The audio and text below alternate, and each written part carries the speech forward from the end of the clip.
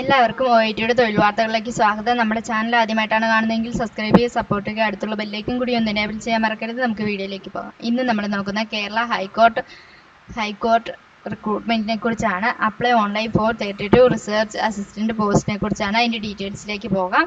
Kerala High Court has released the job notification regarding filling of research assistant job vacancy. The government organization invite online application from the eligible candidates have required qualification.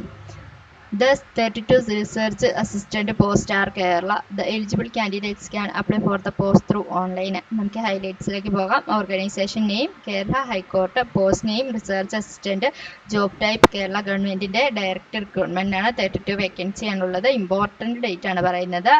അതുപോലെ last date to apply May 29 ആണ് പറയുന്നത്.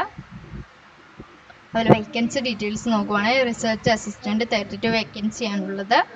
അതുപോലെ salary details 30,000 per month ലഭിക്കുന്നതാണ്.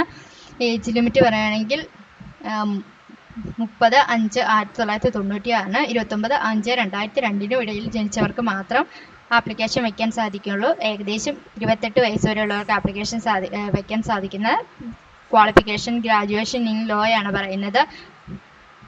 Final year semester law students are also eligible to apply ആണ്. അതുപോലെ 1